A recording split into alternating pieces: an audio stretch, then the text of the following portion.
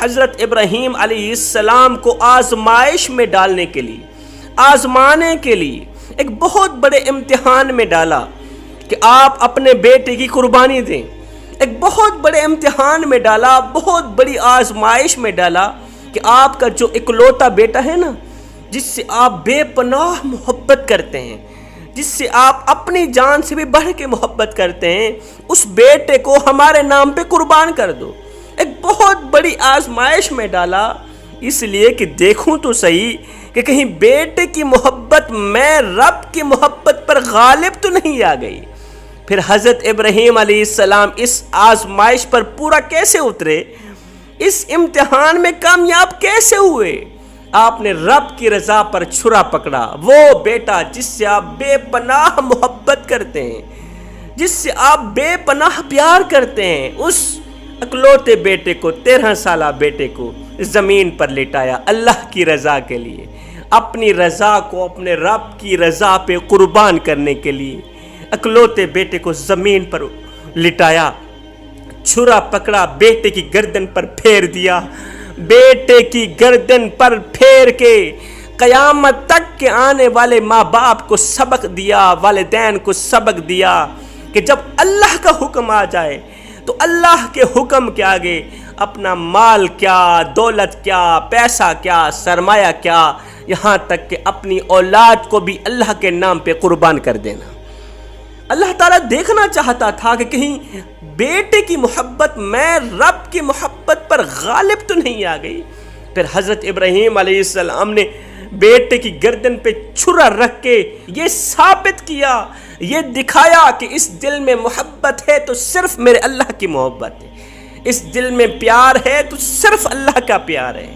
اللہ اکبر! سچی محبت تو قربانی مانگتی ہے، سچی محبت تو جان مانگتی ہے، وہ چاہے ایک شہزادے کی جان ہو، وہ چاہے اسماعیل علیہ السلام کی قربانی ہو، چاہے کربلا کی سرزمین پر 72 شہزادوں کی قربانی ہو، 72 شہزادوں کی جانیں ہوں، اصلی محبت تو جان مانگتی ہے، قربانی مانگتی ہے۔ اصلی قربانی کی حقیقت بھی یہی ہے، اصلی محبت کی حقیقت بھی یہی ہے کہ عاشق خود اپنی جان کو اللہ کے حضور پیش کرے، اپنی جان کو اللہ کے نام قربان کرے۔ میں آپ سے پوچھنا چاہتا ہوں کہ اس 10 ذی الحج کو آپ کس چیز کی قربانی دے رہے ہیں؟ بکرے کی قربانی دے رہے ہیں یا آپ اپنے آپ کی قربانی بھی دے رہے ہیں؟ بھائی، خود کی قربانی، خود کو ذبح کرنے کا مطلب یہ ہرگز نہیں کہ آپ چھرا اٹھائیں اپنی گردن پہ پھیر دیں۔ خود کو ذبح کرنے کا مطلب یہ ہرگز نہیں کہ آپ صاحب استطاعت نہیں ہیں، آپ پیسوں والے نہیں، دولت والے نہیں، مال والے نہیں، آپ غریب تر غریب ہیں، سود کا پیسہ اٹھا کر قربانی کریں، ہرگز نہیں۔ خود کو ذبح کرنے کا مطلب یہ ہے، خود کو قربان کرنے کا مقصد یہ ہے کہ آپ اپنے اندر چھپی انا کو ذبح کریں۔ جانور ذبح کرنے کے ساتھ ساتھ آپ اپنے اندر تکبر کو ذبح کریں، اپنے اندر چھپی میں کو ذبح کریں۔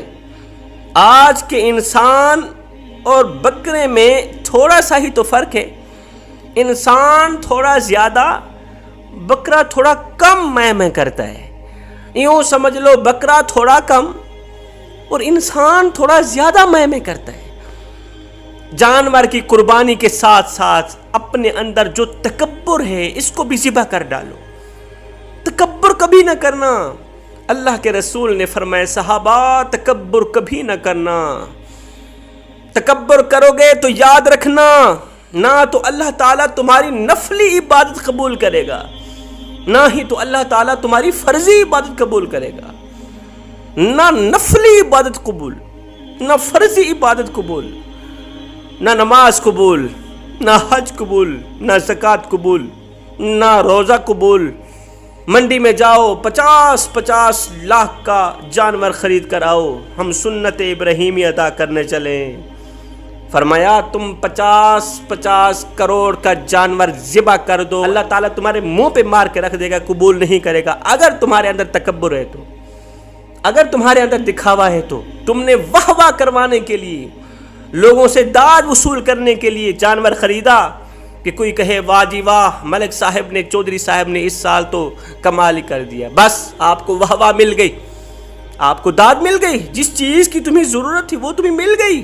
ثواب کے ساتھ اس قربانی کا کوئی تعلق نہیں، دکھاوے کی قربانی کا، اپنے اندر چھپی میں کی قربانی کا، اپنے اندر چھپے تکبر کی قربانی کا کوئی ثواب نہیں، اس کا ثواب کے ساتھ کوئی تعلق نہیں۔ فرمایا جانور ذبح کرنے کے ساتھ ساتھ اپنے اندر چھپے تکبر کو بھی ذبح کر دینا، اپنی انا کو بھی ذبح کر دینا، غیبت کو بھی ذبح کر دینا، چغلی کو بھی ذبح کر دینا، جھوٹ کو بھی ذبح کر دینا، غیبت کو، چغلی کو، جھوٹ کو، سب کچھ ذبح کر کے کچرے میں پھینک ڈالو گے، کوڑا کرکٹ میں پھینک دو گے۔ ان تمام چیزوں کو ذبح کرنے کے بعد جب تم جانور ذبح کرو گے، یاد رکھنا تمہارے جانور کے گلے سے نکلا خون کا ایک قطرہ زمین پہ بعد میں جائے گا، اللہ تعالیٰ تمہارے تمام گناہوں کو پہلے مٹا دے گا۔ کافی لوگ اس طرح کے ہوتے ہیں نا، ان کے پاس پیسہ نہیں ہوتا، صاحب استطاعت نہیں ہوتے، تو پھر وہ سود کا پیسہ اٹھا کے قربانی کرتے ہیں۔ وہ تو کہتے ہیں ہمیں ثواب مل رہا ہے، لیکن انہیں گناہ مل رہا ہوتا ہے۔ غریبو، تمہارے مقدر کو سلام، تمہاری غربت کو سلام۔ اللہ کے نبی، اللہ کے محبوب جناب حضرت محمد مصطفیٰ صلی اللہ علیہ وسلم نے اپنے ان ہاتھوں سے تمہارے نام کا مینڈھا ذبح کر کے گئے، تمہارے نام کا مینڈھا ذبح کر کے گئے۔ وہ کس طرح؟ عید الاضحیٰ کا دن تھا، میرے کریم نبی عید الاضحیٰ کی نماز پڑھ کر گھر تشریف لائے، میرے نبی کو 2 مینڈھے پیش کیے گئے، آپ کے ہاتھ مبارک میں چھری پکڑائی گئی، ان دونوں مینڈھوں کو زمین پہ لٹایا گیا، آقا دونوں مینڈھے ذبح کریں۔ میرے کریم نبی نے دونوں مینڈھوں کو ذبح کرنے سے پہلے پڑھا اللہ اکبر لا الہ الا اللہ واللہ اکبر اللہ اکبر وللہ الحمد۔ یہ پڑھنے کے فوراً بعد میرے نبی نے عرض کی، او میرے کریم رب، اپنے اللہ کے آگے عرضی کی، دعا کی، او میرے کریم رب، ان میں سے ایک مینڈھا میرے نام کا، ایک مینڈھے کی قربانی میرے نام کی ہوگی، اور دوسرے مینڈھے کی قربانی میری امت کے ان غریب لوگوں کے نام کی ہو گئی جن کے پاس پیسہ نہیں ہے، جو صاحب استطاعت نہیں، ان کے اندر خواہش ہے، ان کے اندر تڑپ ہے، اللہ تو ہمیں پیسہ دیتا، مال دیتا، ہم بھی تیری راہ پہ خرچ کرتے، قربان کرتے، کیا کریں ہمارے ہاتھ خالی ہیں، ہمارے پاس کچھ نہیں ہے، مالک تو ہمیں دے، ہم تیری راہ پہ دیں۔ مالک ایک مینڈھے کی قربانی میرے نام کی ہو گئی، دوسرے مینڈھے کی قربانی میری امت کے ان غریبوں کے نام ہو گئی جو صاحب استطاعت نہیں، جو قربانی کرنے کی ہمت سکت نہیں رکھتے۔ او غریبوں، قربان جاؤں تمہاری غربت پہ، سلام ہو تمہارے مقدروں کو، اللہ کے نبی نے تمہارے نام کا مینڈھا اپنے ہاتھوں سے ذبح کیا۔